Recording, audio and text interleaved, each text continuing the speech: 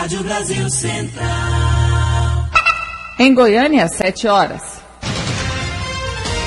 Agora, pela Rádio Brasil Central e RBC FM 90,1, O Mundo em Sua Casa. O jornal falado de maior tradição no Centro-Oeste brasileiro. O Mundo em Sua Casa. A informação em cima do fato. Um mundo de notícias no começo do dia. O Mundo em Sua Casa tem a marca da Rádio Brasil Central e da RBC FM 90,1. Hoje é sexta-feira, dia 5 de outubro de 2012. Bom dia você ouvinte, bom dia Karine Pinheiro. Bom dia Gil Bonfim, bom dia você que ouve o Mundo em Sua Casa. O Mundo em Sua Casa.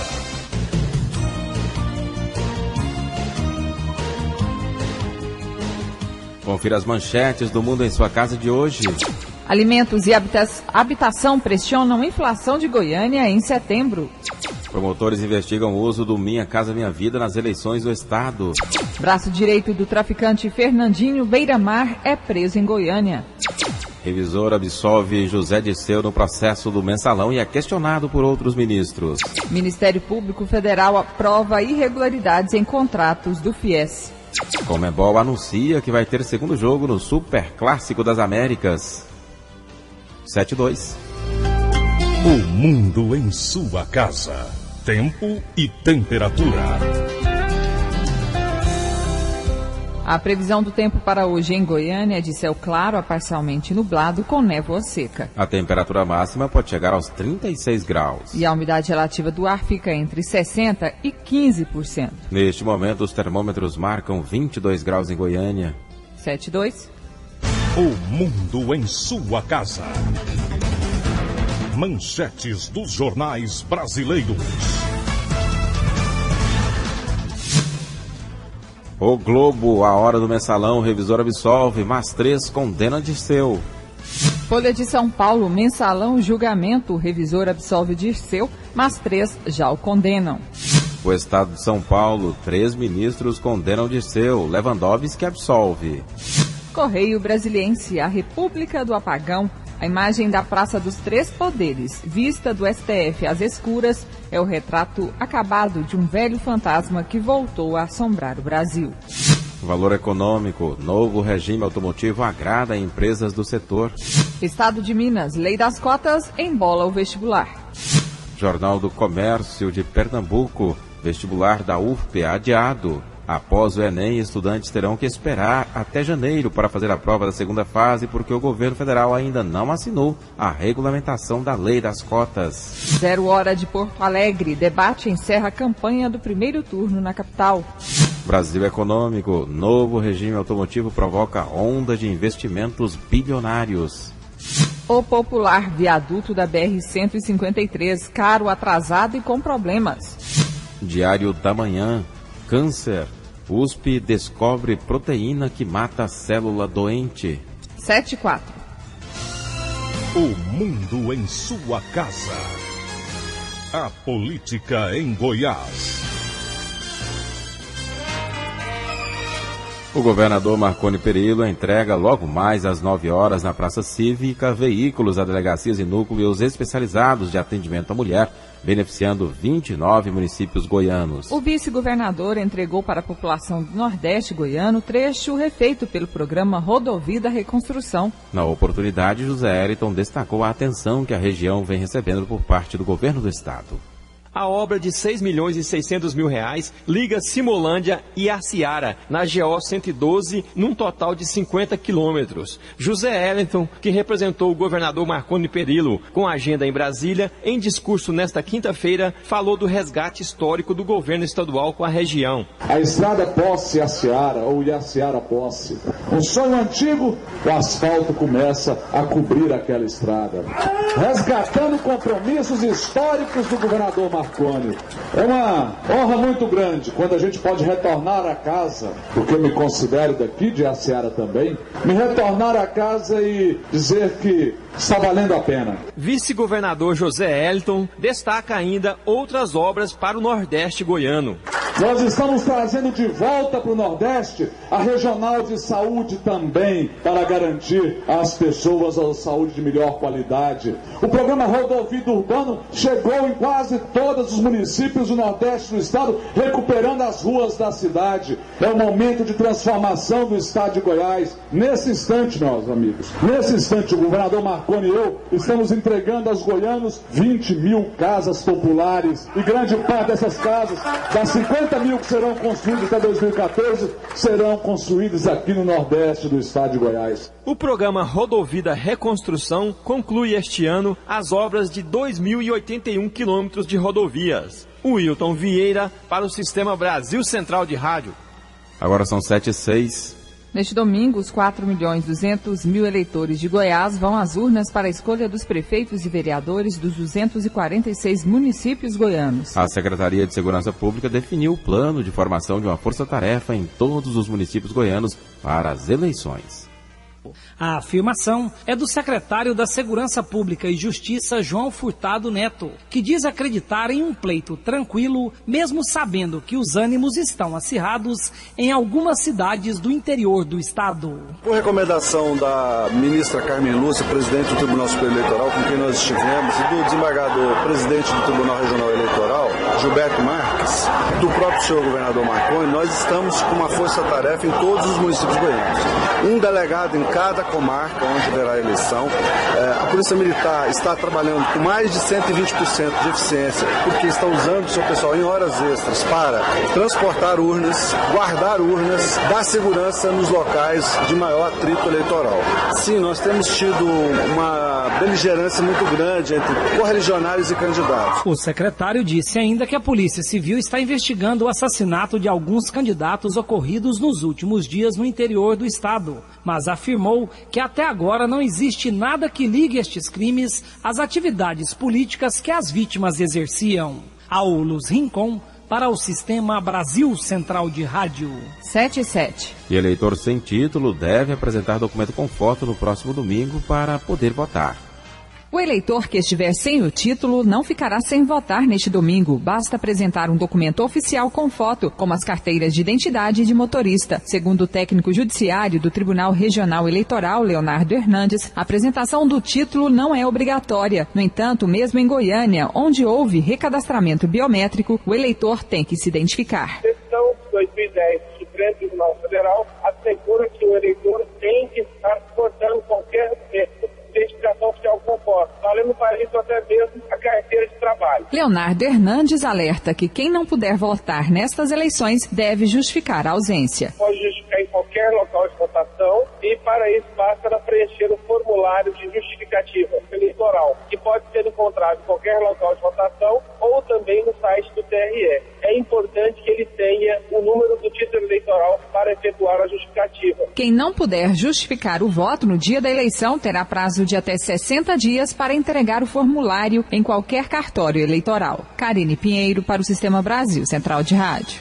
Agora são 7h09. O Ministério Público Federal em Goiás investiga suspeitas de irregularidades no programa Minha Casa Minha Vida. Para os procuradores, o programa habitacional, que é uma das bandeiras do governo Dilma Rousseff, foi transformado em moeda de troca de votos para candidatos a prefeito e vereador no estado. O MPF identificou a inclusão irregular de beneficiários no cadastro do programa. Pelo menos 7 inquéritos foram instaurados para apurar a prática. Os inquéritos também apontam a baixa qualidade nas construções e a falta de acompanhamento do programa por parte do Ministério das Cidades e da Caixa Econômica Federal, responsáveis pela liberação dos recursos e execução dos projetos. Em 2 cidades, as inaugurações e entregas de unidades habitacionais foram suspensas durante o período eleitoral. A AMT fará mudanças no trânsito de Goiânia durante as eleições. As alterações começam amanhã, um dia antes da eleição. Estão previstas interdições em vias de grande fluxo, como a Avenida Mutirão, a Rua 62 e a BR-153, conforme explica o diretor de fiscalização da Agência Municipal de Trânsito, Transportes e Mobilidade, Thomson Cotrim. As mudanças elas vão começar no sábado. Na Avenida Mutirão, frente ao TRE, vai ter um fechamento total das 5 da manhã às 8 da manhã. No domingo, a partir das 5 da manhã, vai ser interdição parcial de frente ao TRE na Avenida Mutirão. Mas se o juiz eleitoral entender que está muito tumultuado e tem a necessidade de ser fechado total, nós vamos fazer o fechamento. Vão ser fechadas algumas ruas também na Praça Cívica, de frente ao TRE, somente naquele trecho de frente ao TRE mesmo. O anel interno vai continuar fluindo normal. Mais de 30 agentes da MT vão trabalhar na organização do trânsito. No domingo, durante a apuração dos votos, também terá um esquema especial da Agência Municipal de Trânsito, explica Thomson. Essa apuração vai ser feita ali no novo Tribunal de Justiça, no Jardim Goiás. Vai ser fechada essa rua também, na rua 62, e no trecho lá próximo à BR-63. Tanto para subida quanto descida vai estar fechado. E vai ter um monitoramento das nossas equipes também no local. Qualquer solicitação feita pelo juiz eleitoral, nós vamos estar atendendo também. Inclusive, nossos guinchos da Agência Municipal de Trânsito já estão à disposição do TRE desde o começo do mês de setembro. Os colégios eleitorais também receberão monitoramento especial da MT. Serão 20 agentes espalhados em 21 instituições, como o Ateneu Dom Bosco, Liceu e Agostiniano. Débora Orcida para o Sistema Brasil Central de Rádio. Agora são 7h12. Dia de visita nas unidades do Complexo Prisional de Aparecida de Goiânia será antecipado devido às eleições. Por causa das eleições no domingo, o dia de visitas nas unidades do Complexo Prisional foi antecipado para amanhã. Nos dias de visita, o Complexo Prisional, onde estão a Casa de Prisão Provisória, a Penitenciária Odenir Guimarães e o Presídio Feminino, recebe até 4.500 pessoas. De acordo com o diretor de segurança da Agência Goiana do Sistema de Execução Penal, João Carvalho Coutinho Júnior, o objetivo da mudança é permitir comodidade aos parentes dos reeducandos no dia da eleição. Ele garante que o esquema montado dará segurança aos visitantes nesse sábado. Nós reforçamos a segurança, temos lá um pessoal que a gente chama de escala diferenciada, que trabalha no dia das visitas. A gente está reforçando essa escala diferenciada para atender a demanda da visita e também reforçar a segurança da unidade, garantindo assim a segurança dos visitantes, dos presos e também dos servidores da Agência Goiana de Sistema de Execução Penal. O horário de visitas permanece o mesmo, das 8 da manhã às 5 da tarde. Gil Bonfim para o Sistema Brasil Central de Rádio.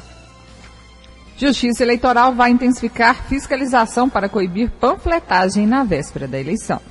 Há décadas no Brasil que a história se repete. No dia da eleição, as vias próximas aos locais de votação ficam forradas de panfletos de candidatos que jogam o material de campanha durante a madrugada. Quando o dia amanhece, toneladas de papel estão espalhadas por toda parte. Segundo o juiz eleitoral Enion Fleury, este ano a fiscalização vai ser mais intensa. Nós contamos com a Polícia Militar, a Polícia Federal e a Polícia Civil. Nós já estamos com o planejamento todo traçado para o dia 6 e 7. Estamos preparados para sábado a partir das 22 horas, com um policiamento bastante ostensivo, para que possamos coibir essa panfletagem que ocorre na madrugada do sábado. Outro crime eleitoral recorrente é a abordagem do eleitor no dia da eleição, o que é proibido. E, segundo Enion Fleury, a prática vai ser fiscalizada e punida. O crime mais comum no dia das eleições é a boca de urna. Trata-se de um crime eleitoral, tem pena pode ser de prisão e também de multa. Será lavrado flagrante, conforme o caso, e em seguida o procedimento legal para processamento do crime eleitoral. Segundo o Tribunal Regional Eleitoral de Goiás, durante as eleições, 600 servidores do tribunal e 130 juízes estarão trabalhando, além de 60 mil mesários em todo o estado. Márcia Alves para o Sistema Brasil Central de Rádio. Agora são 7h14. O mundo em sua casa. Ouviram do Ipiranga as margens plácidas de um povo eracurado retumbante e o sol da Por mais atento que você esteja, quando há excesso de velocidade, seus sentidos não conseguem acompanhar. Portanto, seja consciente e respeite a sinalização de trânsito.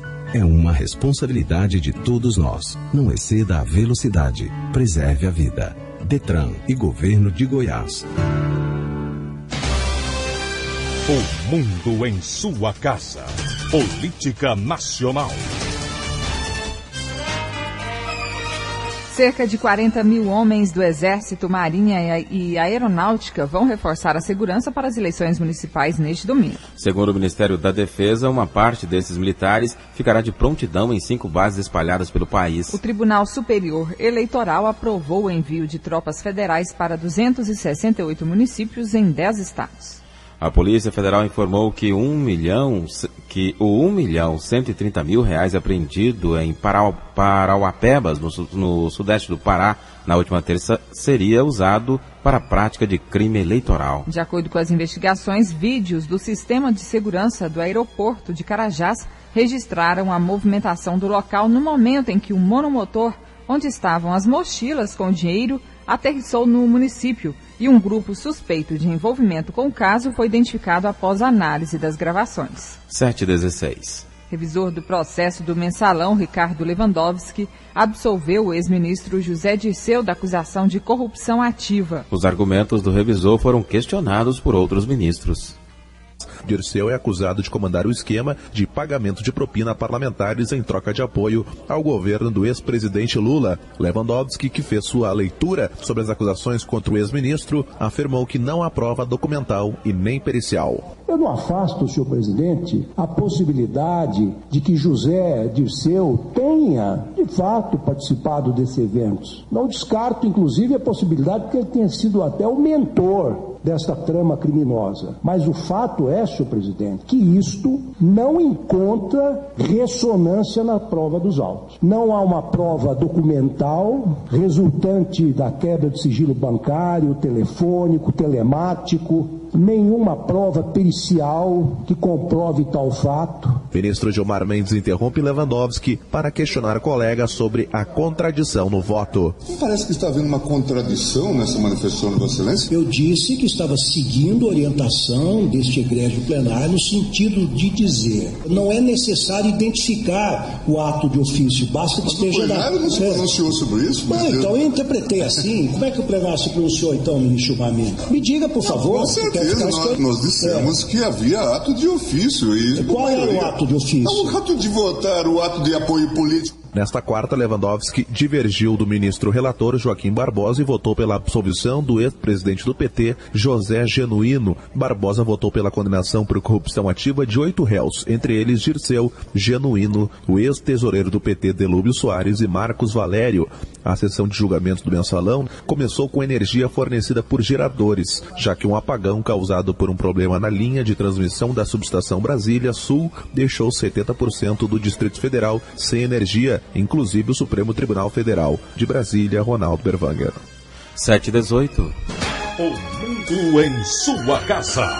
Ouviram do Ipiranga as margens plácidas de um povo curado retumbante e o sol que mais últimos brilhos na cabeça. Por mais atento que você esteja, quando há excesso de velocidade, seus sentidos não conseguem acompanhar. Portanto, seja consciente e respeite a sinalização de trânsito. É uma responsabilidade de todos nós. Não exceda a velocidade. Preserve a vida. Detran e Governo de Goiás. O mundo em sua casa.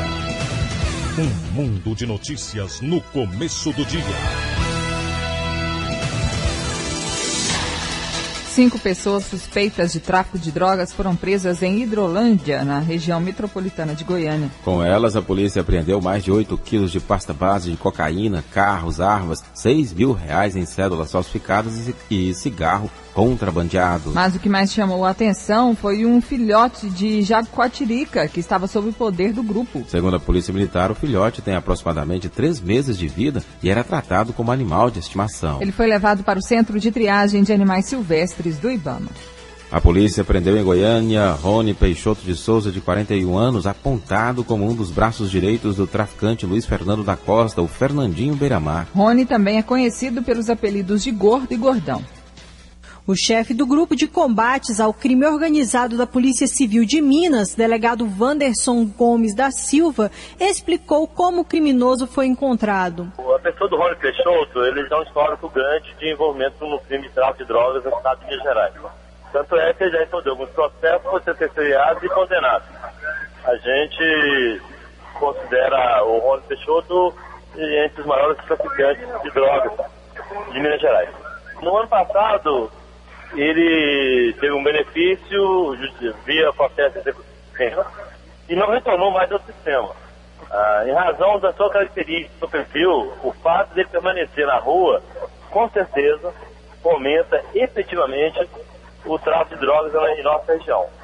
E então virou foram abertas investigações que possibilitasse a localização e prisão de Rony Peixoto. Nos últimos 60 dias foram trocadas informações mais intensas com a Serviço de Inteligência da Polícia Civil de Goiás. De hoje, essas investigações permitiram a sua localização e efetivamente a prisão dele na região do residencial Ponto Seguro, aqui em Goiânia. Delegado Wanderson Gomes também esclareceu o que esse traficante fazia em Goiás. Primeiramente está na condição de foragido, né, da justiça, se escondendo aqui.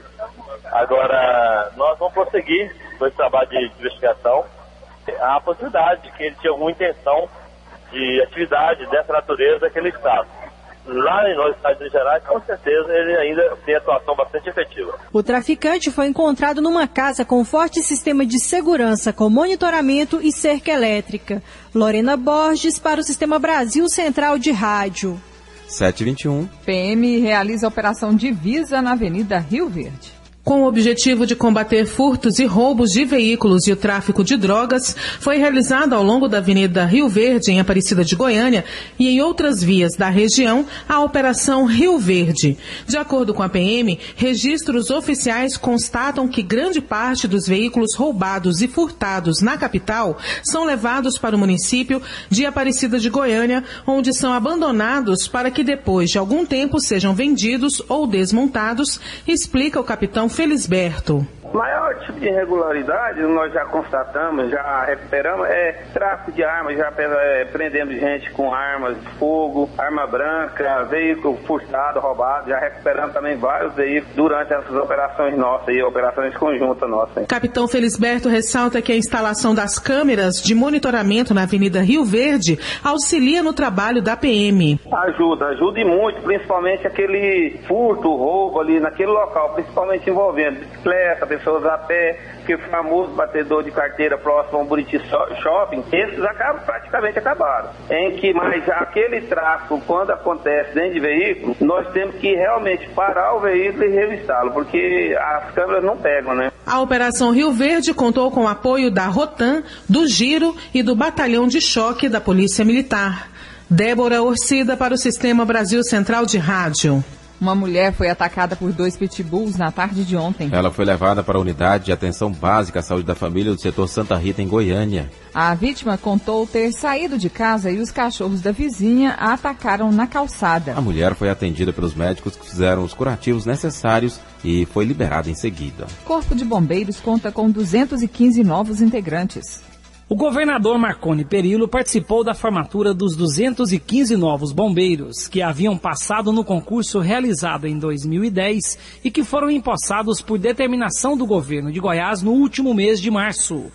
Durante a solenidade, os bombeiros receberam ainda 3 novos veículos de combate a incêndios e equipamentos, ocasião em que o comandante-geral da corporação, Coronel Carlos Elbingen Júnior, falou sobre a importância da chegada dos novos militares. Esses profissionais vão viabilizar a recomposição dos quadros da organização em algumas unidades que já recentemente foram criadas e estavam com déficit de pessoal, como Quirinópolis, Iporá, São Luís dos Montes Belos, e dará ainda a criação ainda nos próximos meses, de Águas Lindas, Séries e Itaberaí.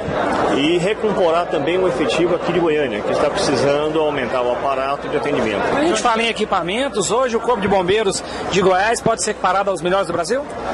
Não só em equipamento, como em pessoal. Nós hoje estamos formando 215 bombeiros, mas nós já certificamos só esse ano 1.300 bombeiros em diversos cursos de especialização, e hoje está sendo assim um foco da organização a qualificação do pessoal, não só a formação como a qualificação da tropa pronta. E com essa ferramenta do fundo viabilizará a ampliação e a melhoria dos equipamentos existentes. Durante a solenidade, Marconi Perillo afirmou que está estudando uma maneira para poder convocar outros 305 bombeiros chamados de excedentes, que ficaram de fora da lista dos aprovados no concurso de 2010, mas que foram considerados aptos para assumir a função. Aulus Rincon, para o Sistema Brasil Central de Rádio. 7h25. Faculdade promove encontro de educadores para discutir o impacto das redes sociais na educação.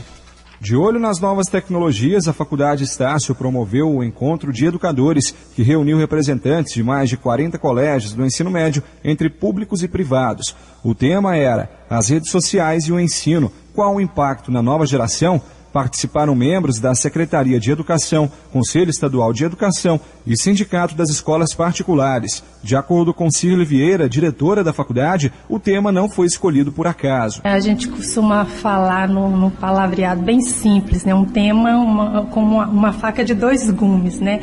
Porque você tem o lado bom, mas tem também o lado complicado se você não souber usar, né? Que você pode usar a rede social para fazer coisas boas, mas também, se não for bem usado, é uma coisa ruim, principalmente para criança que não tem ainda aquela consciência do que é bom, do que é ruim. Então, acho que o nosso papel nesse momento é conscientizar. Essa foi a 4ª edição do Encontro de Educadores, que acontece todos os anos, sempre no mês de outubro. Paulo Henrique Santos, para o Sistema Brasil Central de Rádio. 7h26. Arquiteto visita espaço que vai abrigar a Estação Goiânia. A antiga estação rodoviária de Goiânia, que fica em frente ao Lago das Rosas, vai se transformar na Estação Cerrado, um centro gastronômico que vai funcionar 24 horas. Os recursos para a elaboração do projeto foram captados pela Secretaria Estadual da Região Metropolitana no Ministério do Turismo. O arquiteto responsável pelo projeto, Marcelo Ferraz, visitou ontem o local e fala o que pensa para a estação. Eu vejo que grande parte do projeto já está feito. Não só o que está construído lá, a antiga rodoviária, mas a gente sente que o lugar já dá as dicas do projeto. A topografia, a vegetação, as cibipirunas que estão lá, aquela palmeira centralizada, a água do outro lado, a vista e o centro da cidade, que não é muito diferente das áreas centrais de outras cidades. Então a gente sabe que tem gente andando a pé, tem gente nos hospitais, tem gente nos hotéis, tem criança que quer brincar, tem um zoológico ali perto, enfim. Precisamos ter banheiros, precisamos ter salas disso, pode ter uma sala de exposição, pode ter um pequeno auditório, bares, restaurantes. Isso é elenco. Agora, o programa verdadeiro é a vida que vai acontecer lá na frente. O secretário de Desenvolvimento da região metropolitana, Silvio Souza, fala sobre os recursos para a obra. O recurso para a elaboração do projeto nós já temos assegurado, assinado o contrato de repasse e o dinheiro já está na conta, através do Ministério do Turismo. O próprio Ministério do Turismo se encantou com o projeto e já nos assegurou que eles têm verba para execução.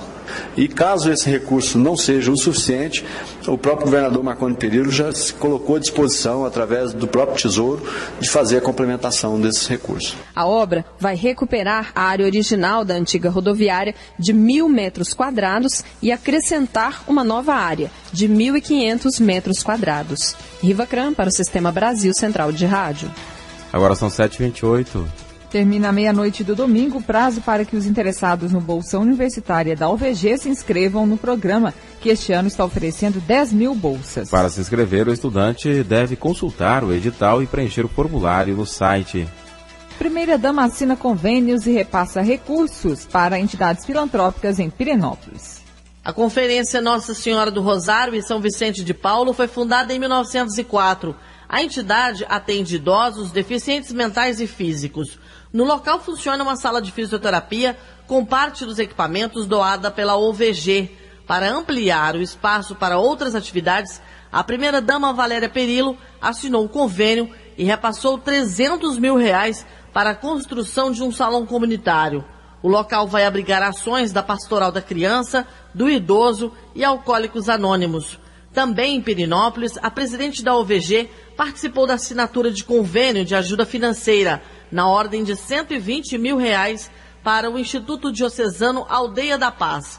A entidade mantém uma tecelagem que emprega mulheres de baixa renda. O Instituto ainda possui 3 creches, uma em Pirenópolis, em Corumbá e outra em Santo Antônio do Descoberto. No total, atendem 270 crianças. Valéria Perillo falou da importância do convênio com estas entidades do município. Olha, são 2 convênios importantes que estamos celebrando aqui hoje na cidade de Pirenópolis, que vão fazer a diferença na vida das pessoas que são atendidas por essas 2 instituições. Estamos investindo cada vez mais na parceria. Nós temos, através da OVG, mais de 500 instituições cadastradas e a parceria é a forma que estamos buscando para investir na qualidade de vida das pessoas que são atendidas por essas instituições, dando mais dignidade a elas. Yara Galvão para o Sistema Brasil Central de Rádio. Agora são 7h30. O governo do estado entrega logo mais 29 viaturas para as delegacias de atendimento à mulher e aos núcleos de atendimento à mulher, além de veículos de passeio para 5 novos centros de referência e uma casa de passagem. A entrega vai ser realizada logo mais às 9 horas na Praça Cívica, com a presença do governador Marconi Perillo e da titular da Semira, Gláucia Teodoro Reis. Vamos conversar agora com a secretária de Estado de Políticas para Mulheres e Promoção da Igualdade Racial, Gláucia Teodoro Reis. Bom dia. Bom dia a todos os ouvintes da Rádio Brasil Central. Secretária, as novas viaturas vão ser utilizadas em quais situações?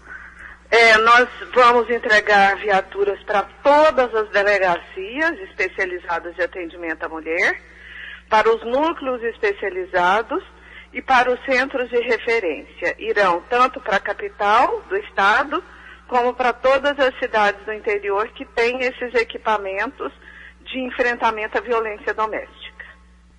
Como tem sido, principalmente no interior, a situação de violência contra a mulher? Goiás, ele está no 12º lugar no ranking da violência doméstica. E no Brasil é um índice assustador. A cada 5 minutos, uma mulher sofre violência doméstica no país. Mas o nosso governo não está alheio a esses índices. Por isso, nós estamos desenvolvendo uma série de ações no sentido de enfrentar a violência doméstica no estado. Claro que tem cidades que são mais significativas, a exemplo das cidades do entorno do Distrito Federal e do entorno da capital.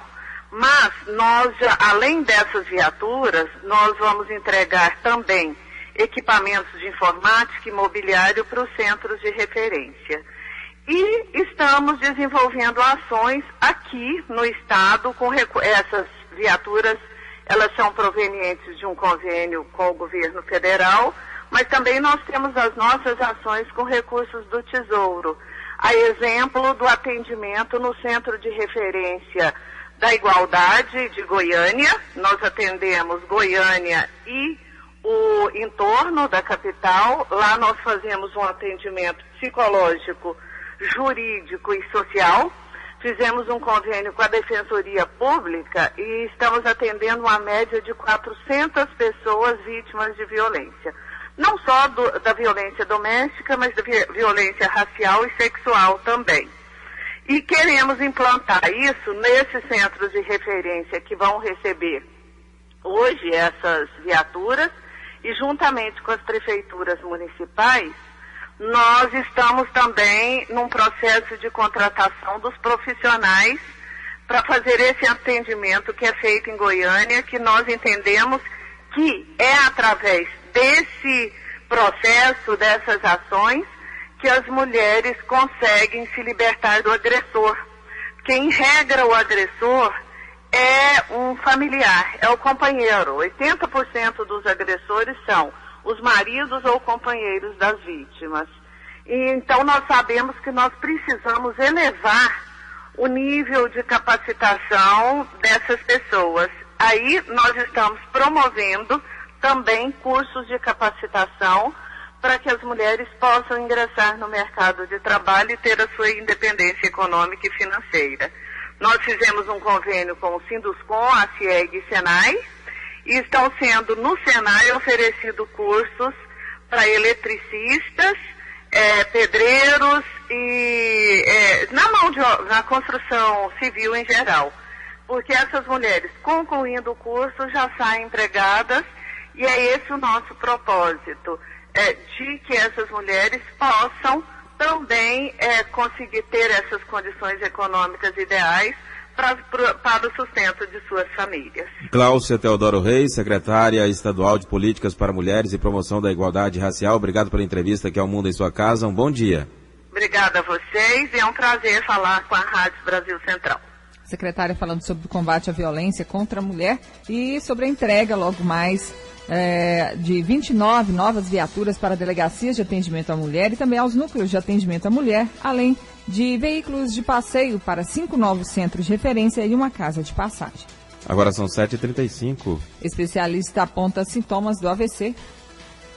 O Dia Mundial do AVC é lembrado mundialmente no dia 29 de outubro. A data foi criada com o objetivo de engajar os profissionais da saúde e o público em geral na luta por melhores condições de tratamento e prevenção da doença.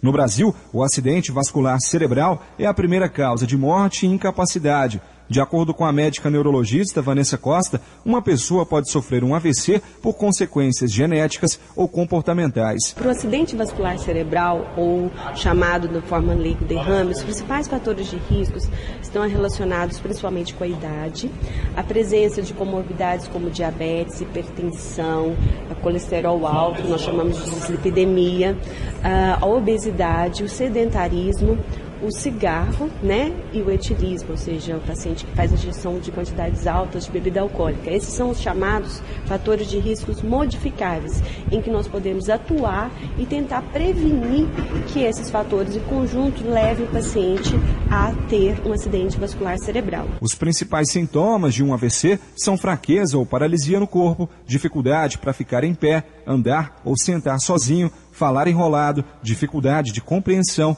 alteração de visão e dor de cabeça intensa. Em caso de qualquer um desses sintomas, a pessoa deve procurar um médico imediatamente. Nós sabemos que o acidente vascular cerebral ele tem uma maior incidência, ou seja, ele aparece mais no período da manhã. Então, existem estudos epidemiológicos que têm uma relação com o ciclo circadiano biológico. Então, às vezes o paciente acorda e de repente está bem, de repente paralisa um lado do corpo. Isso é uma emergência. O paciente não deve esperar melhorar. Ele deve procurar um pronto-socorro, de preferência um pronto-socorro especializado, que tenha todas as condições mínimas para o atendimento de um AVC, para que seja diagnosticado e o tratamento seja instituído. Até o dia 29 de outubro, os riscos do AVC vão ser lembrados com uma série de atividades no CREMEGO e nos parques da capital. Paulo Henrique Santos, para o Sistema Brasil Central de Rádio. 7h37. Participação ao vivo do repórter Libório Santos, bom dia. Bom dia, ouvintes do Brasil Central. E agora o nosso giro pelas rodovias goianas, nas últimas 24 horas. Foram registrados 22 acidentes, 23 feridos e 2 mortos. O acidente mais grave foi um abalroamento transversal. Aconteceu na J040, quilômetro 2, entre Pontalina e Aloândia. Um caminhão Mercedes-Benz, placa NFU 3068 de Aparecida de Goiânia. O motorista Antônio Luciano da Silva, vítima fatal. Passageira Clarice Medeiros da Silva, também fatal. Esse caminhão se chocou com um Gol, placa NFR 0583 de Pontalina. Sinovir Ferreira Barbosa, o motorista, saiu levemente ferido, e a passageira Catarina Maria Lamonier também ferida. O caminhão, com a colisão, ele saiu da pista, caiu dentro de um córrego. Ele transportava combustível, gasolina, e 6 mil litros de gasolina vazaram para dentro do córrego. Uma outra informação importante também é que praticamente todas as cidades já entram no ritmo das eleições, a votação do próximo domingo, e que há uma previsão de aumento do tráfego nas rodovias goianas já a partir da tarde de hoje, com intensificação a partir de amanhã. A Polícia Rodoviária Federal e a Polícia Rodoviária Estadual, da Polícia Militar, não elaboraram operações especiais para esse período de votação, mas haverá um reforço no contingente de patrulheiros e policiais, bem como também de fiscalização, inclusive com uma atenção maior e especial para o transporte irregular de eleitores, o que é caracterizado crime. Libório Santos, Sistema Brasil Central de Rádio. 7h39. A seguir as notícias do esporte com José Calazans. O mundo em sua casa. A democracia passada a limpo. A movimentação dos eleitores e dos candidatos no dia da eleição. O voto na boca da urna. As rádios Brasil Central AM e FM e a TVC News vão fazer a maior cobertura das eleições municipais em todo o estado e no país. Locutores, repórteres, produtores, comentaristas, convidados especiais e boletins ao vivo. Uma grande equipe para levar a você tudo o que acontece em Goiás e no Brasil, a partir das 8 horas da manhã, neste domingo. Sistema Brasil Central de Rádio e TBC News, nas eleições 2012, de olho no voto. O mundo em sua casa. O jornal falado de maior tradição no Centro-Oeste brasileiro.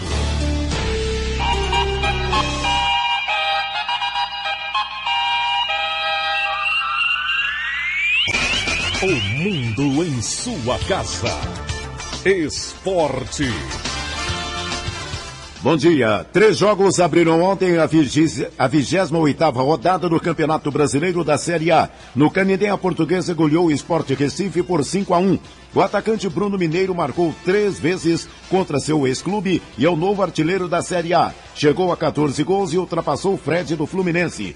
Flamengo e Bahia empataram em 0-0 no Engenhão. E no Couto Pereira, o Curitiba bateu a Ponte Preta por 1-0. A rodada será completada amanhã por causa das eleições municipais de domingo. O Atlético joga às 4 da tarde contra o Vasco da Gama, tentando sair da rotina. A luta contra o rebaixamento. Depois do jogo na última quarta-feira pela Copa Sul-Americana, com a derrota de 2-0 para o Universidade Católica em Santiago do Chile, a delegação do Atlético chegou no início da noite de ontem a Goiânia.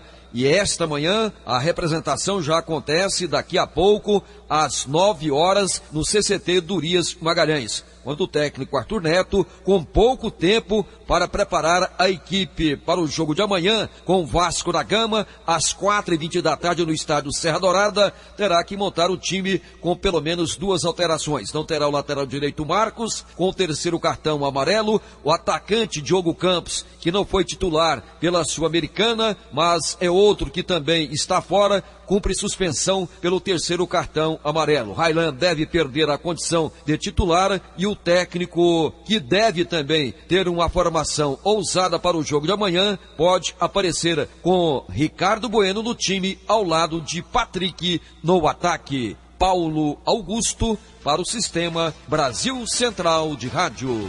7h37. Ou 7h41, já garantido na Série C em 2013, o craque tenta hoje às 20h30 contra o Mojimirim chegar à decisão do título da Série D. No jogo de ida no interior de São Paulo, empatou de 1-1 e pode empatar sem gols para levar a vaga. Outro empate de 1-1 leva a decisão para os pênaltis. Quem passar fará a decisão contra o Sampaio Corrêa do Maranhão ou Baraunas do Rio Grande do Norte, que jogam no mesmo horário em São Luís. No jogo da ida, houve empate 1-1 em Mossoró. Precisando vencer para melhorar a situação, Vila Nova entra em campo hoje à noite pela Série C. Os jogadores do Vila Nova encerraram ontem pela manhã os trabalhos visando o jogo de logo mais à noite contra o Caxias, no estádio Serra Dourada às 8h30. O técnico Ney da Mata não oficializou o Vila, não confirmou o time que entrará em campo, mas até de acordo com os treinos durante toda a semana, a gente acredita que Reivan será titular na lateral esquerda no lugar do André Luiz suspenso pelo 3º amarelo, e o Wesley será a opção no ataque no lugar de Marion, que está no departamento médico com uma contusão no joelho. Com isso, Juan no gol, Nego na direita, César Gaúcho e Rafael Vaz no miolo de zaga, Reivan na esquerda, Russo, Ricardinho, Jorginho e Léo Costa no meio campo, no ataque, Wesley e Pedro Júnior. R$20 a arquibancada, 40 a cadeira, os preços dos ingressos. Torcedor com a camisa do Vila paga meia entrada neste jogo de hoje à noite, que é considerado uma decisão para o Vila Nova. Paulo Massad para o Sistema Brasil Central de Rádio. 7h44, Brasil e Argentina concordaram e encontraram a data para a disputa do Superclássico das Américas. Porém, dificilmente, a partida será realizada neste ano por falta de datas. A tendência é que a edição de 2012 do torneio seja mesmo decidida apenas em 2013. A partida deveria ter sido disputada anteontem à noite em Resistência, na Argentina, mas foi cancelada por falta de energia elétrica. Goiás paga multa e mantém mando de campo. A diretoria do Goiás, e especialmente o advogado João Vicente, que é filho do presidente João Bosco Luz, estão comemorando bastante mais uma vitória ontem no STJD, na 4ª comissão disciplinar. O Goiás se livrou de uma punição de perda de mando de campo pelos incidentes, objetos atirados no gramado no jogo contra o Atlético Paranaense. Como o Goiás conseguiu identificar e punir os torcedores, inclusive lavrando o boletim de ocorrência e anexando este boletim na súmula, este fato pesou bastante para evitar uma nova punição para o Goiás de perda de mando de campo. O Goiás que recentemente foi punido com um jogo de perda de mando de campo por incidentes no jogo contra o Ceará. E está jogando no Serra Dourada, não está cumprindo essa suspensão porque conseguiu efeito suspensivo. Jogadores treinam em 2 períodos nessa sexta-feira e só voltam aos treinamentos segunda-feira que vem para o jogo de sábado, dia 13, contra o América em Belo Horizonte. Vinícius Silva para o Sistema Brasil Central de Rádio. A vitória do Flamengo contra o Atlético pode dar dor de cabeça ao time carioca. Isso porque a equipe será julgada pelo STJD por conta dos rojões estourados no estádio Serra Dourada e pode perder até 10 mandos de campo para a sequência do Brasileirão. O Atlético Goianiense também pode ser punido com a perda de mandos. O caso será julgado pela primeira comissão disciplinar do STJD nesta segunda-feira. Os dois times são réus no artigo 213, parágrafo 3º, por não dar seguranças para a partida. Multa também, além de mando de campo, de R$100 a R$100.000. Isso porque o ato Paulo César de Oliveira relatou na súmula que 2 rojões foram atirados na área onde estava o goleiro Márcio do Atlético no segundo tempo, atirado por torcedores flamenguistas. Às 7h46 do esporte é o que há. Obrigado, José Calazans. O mundo em sua casa. Fechado. Perfeito. De acordo, ok. Concordo. Você é nosso convocado para participar do maior evento do Poder Judiciário. Juízes, advogados e a sociedade vão se reunir para realizar o maior número possível de conciliações. Resolvido. E de acordos fechados. Semana Nacional da Conciliação, de 7 a 14 de novembro. Informe-se. Quem concilia sempre sai ganhando. CNJ, Poder Judiciário. Ouviram do Ipiranga as margens plácidas de um povo elaborado retumbante e o sol que mais hoje, os brilhos Por mais atento que você esteja, quando há excesso de velocidade, seus sentidos não conseguem acompanhar. Portanto, seja consciente e respeite a sinalização de trânsito. É uma responsabilidade de todos nós. Não exceda a velocidade. Preserve a vida. Detran e Governo de Goiás. O mundo em sua casa. A informação em cima do fato. O Ministério Público Federal em Goiás demonstrou na Justiça que a Caixa Econômica Federal adotava prática ilegal nos contratos do Fundo de Financiamento ao Ensino Superior, o FIES, anteriores à lei de 27 de junho de 2011. O banco praticava ilegalmente a capitalização de juros ou juros compostos na cobrança dos financiamentos estudantis decorrente do uso da tabela Price, ou Sistema Francês de Amortização. Com a decisão, o banco terá que revisar os contratos anteriores a junho de 2011 para corrigir os valores devidos e restituir os valores pagos a maior com juros e correção monetária. Após expansão, o shopping espera receber cerca de 1 milhão de pessoas por dia. Foram investidos cerca de R$25 milhões na segunda expansão do Portal Shopping, que fica no cruzamento das avenidas Perimetral Norte e Anhanguera, na região noroeste de Goiânia. Agora, o centro de compras conta com 179 lojas, 7 âncoras, 3 salas de cinema, 1.317 vagas de estacionamento. São cerca de 26.400 metros quadrados de área bruta locável, a terceira maior da capital. Cleidson Guerra, superintendente do shopping, destaca que novos projetos de expansão já estão sendo estudados. A gente tem ainda mais alguns projetos para acontecerem, né? Mas dos momentos certos aí a gente vai anunciar para vocês. Cerca de 600 mil pessoas passam todos os dias no shopping. Com a expansão, a expectativa é que esse número chegue a 1 milhão.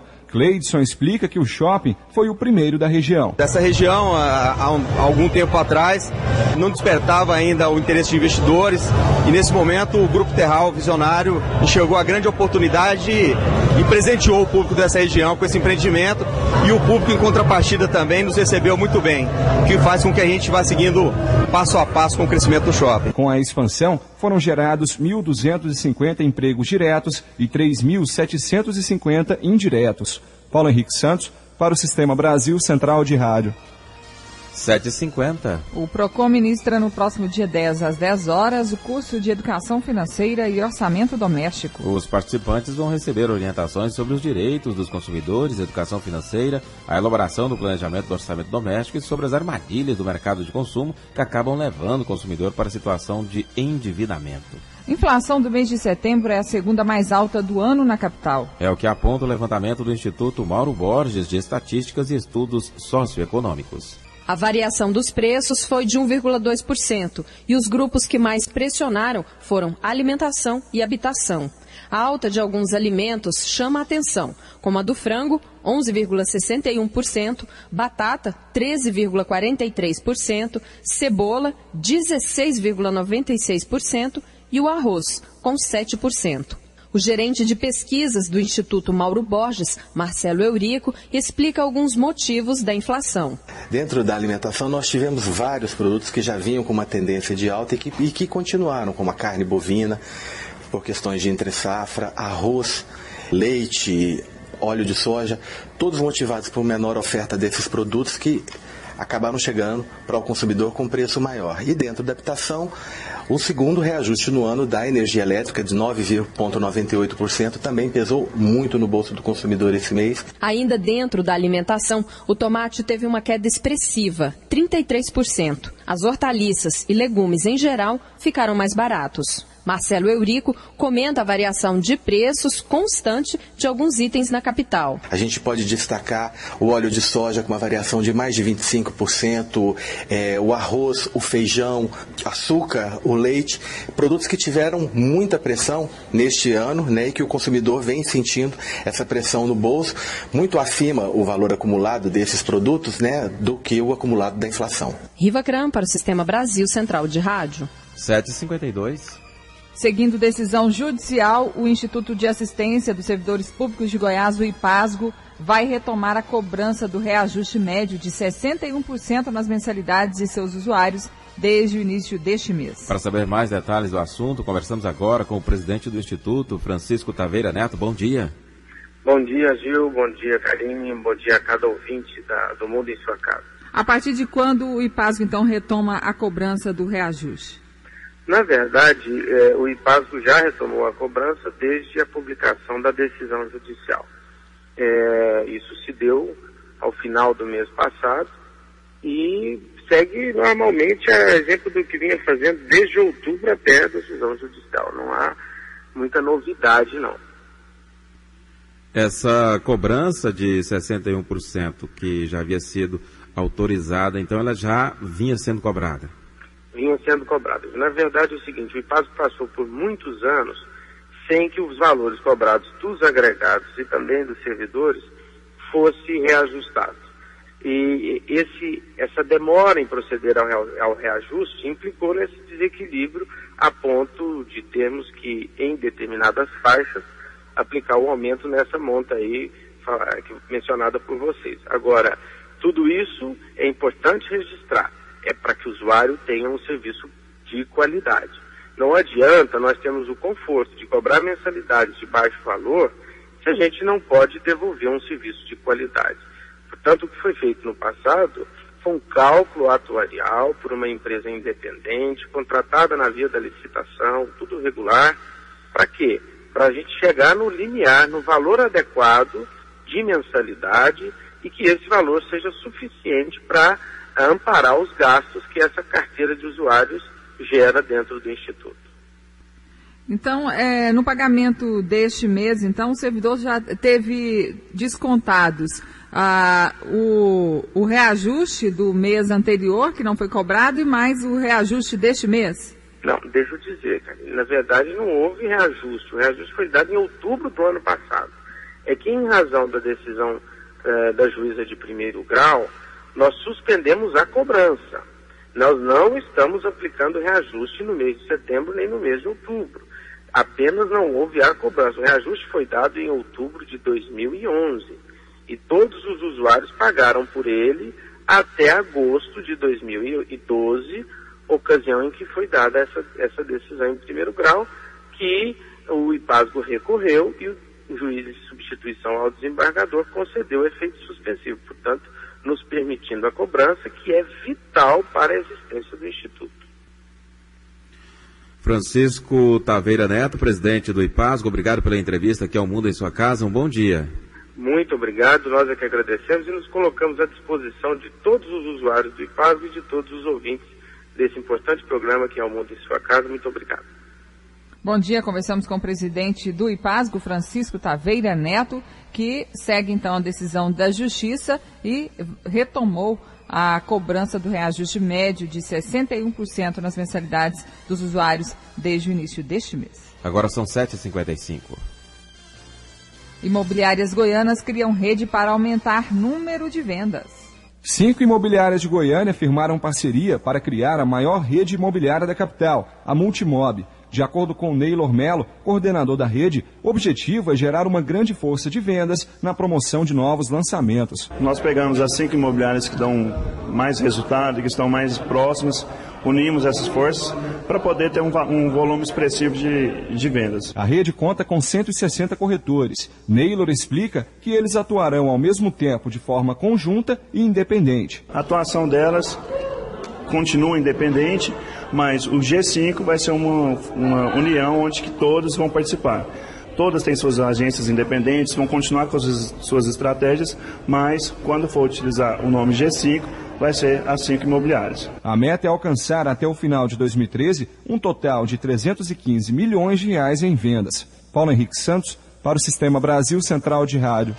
7h56. O Banco do Brasil anunciou novas mudanças nas linhas de crédito. O benefício será para pequenas e microempresas que contratarem operações de capital de giro. Elas terão carência de 3 meses para começar a pagar o empréstimo. Quem já pegou o crédito antes do anúncio também vai poder adiar o pagamento das prestações em até 3 meses, para o início de 2013. E o governo aprovou mudanças nas regras do uso do FGTS para a compra de imóveis pelo programa Minha Casa Minha Vida. Os valores máximos a serem financiados subiram para uma faixa entre 90 e 190 mil reais, dependendo da região do país. A taxa de juros caiu para 7,16% ao ano para famílias com renda entre 3.200 e 5 mil reais. Agora são 7h57. O ministro de Minas e Energia, Edson Lobão, afirmou que não há qualquer relação entre os 3 desligamentos de energia que atingiram o país nos últimos dias. Foram registrados 2 apagões em várias regiões entre quarta-feira e ontem. No dia 22 de setembro, alguns estados do Nordeste também ficaram sem energia. Para o ministro, as quedas no fornecimento foram meras coincidências. Ele recomendou a criação de um grupo-tarefa para fazer uma avaliação geral do sistema. Uma plataforma usada na ampliação de um pier na companhia Vale afundou em São Luís, no Maranhão. 7 pessoas que estavam a bordo conseguiram sair a tempo. A preocupação é evitar vazamento de 30 mil litros de óleo guardados nos tanques. A Marinha investiga as causas do acidente. 7h58. A polícia cubana deteve o opositor Guilhermo Farinhas e outros 21 dissidentes em Santa Clara durante os preparativos para uma reunião política do grupo. Farinhas ficou conhecido por diversas greves de fome feitas contra o governo de Cuba. O parlamento da Turquia autorizou ações militares contra a Síria. Foi uma represália à morte de 5 civis numa cidade turca atingida por morteiros disparados pela Síria. Mas centenas de turcos protestaram contra a nova medida do governo que permite operações militares na Síria. Um garoto de 11 anos encontrou um mamute macho congelado na península de Taimir, na Sibéria. O menino havia saído para passear com o cachorro quando notou os restos do animal extinto. A parte da carcaça conservada no gelo pesa cerca de 500 quilos e tem pele, bastante carne, uma orelha, uma presa e vários ossos, além do pênis e dos testículos do animal. Segundo o Comitê de Mamutes da Academia de Ciências da Rússia, esse é o segundo exemplar mais bem conservado já encontrado desse tipo de bicho. Trata-se do primeiro achado com tanta qualidade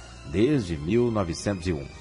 Em Goiânia, 8 horas e termina mais uma edição do Mundo em Sua Casa, que teve a apresentação de Karine Pinheiro e Gil Bonfim. Redação e edição, Ada Mendes, Antônio Correia e Marcelo Cabral. Direção de estúdio, Luzeni Gomes. Chefes de reportagens, Ione Chagas e Almir Costa. Operação de áudio, Otair José. Central técnica, Leandro Franco. Gerência do Sistema de Rádio, Sueide Barbosa. Direção de Tele e Rádio Difusão, Abadia Lima. O Mundo em Sua Casa volta amanhã, às 7 da manhã. Obrigado pela sua atenção e até lá. Bom dia, Karine. Bom dia, até amanhã. Este foi, pela Rádio Brasil Central e RBC FM 90,1, O Mundo em Sua Casa. O jornal falado de maior tradição no Centro-Oeste brasileiro. O Mundo em Sua Casa. A informação em cima do fato. Um mundo de notícias no começo do dia. O Mundo em Sua Casa voltará sempre com a marca da Rádio Brasil Central e da RBC FM 90,1.